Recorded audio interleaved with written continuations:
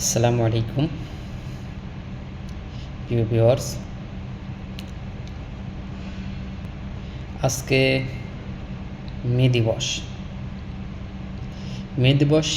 এই প্রথম দিন, এই পহেলা মে। আজকে বিশ্ব শ্রমিক দিবস।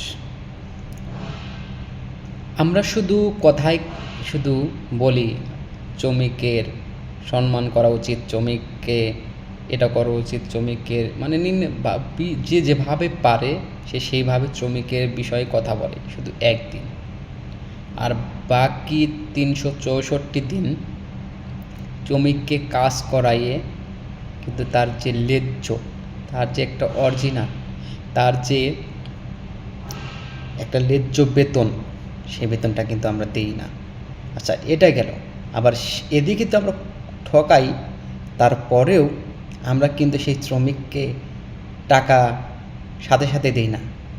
ধরেন আজকে শ্রমিককে নিলাম, কাজ করাইলাম, টাকা দিয়ে দেওয়া উচিত তখনই, কিন্তু আমরা তখন দিই না।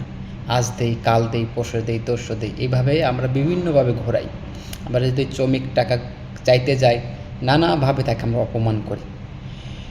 কিন্তু রাসূলুল্লাহ সাল্লাল্লাহু আলাইহি ওয়াসাল্লাম বলেছেন, শ্রমিকের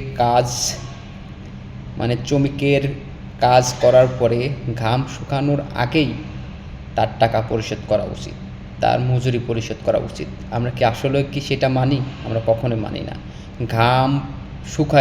কত ঘাম শুকায় লোক, শ্রমিক মারা যায়, তারপরও সেই শ্রমিকের টাকা আমরা পরিশোধ করি না। আসলে ভাই, আসুন আমরা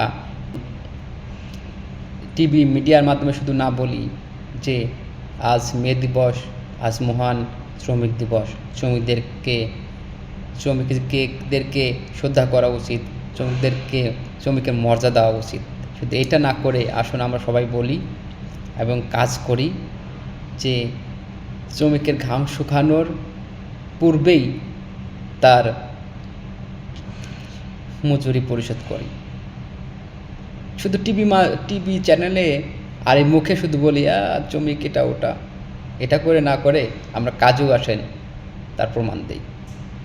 প্রিয় ভিউয়ার্স, আমার ভিডিওটা যদি ভালো লাগে অবশ্যই ফলো দিয়ে লাইক, কমেন্ট, শেয়ার করে সাথেই থাকবেন। ধন্যবাদ।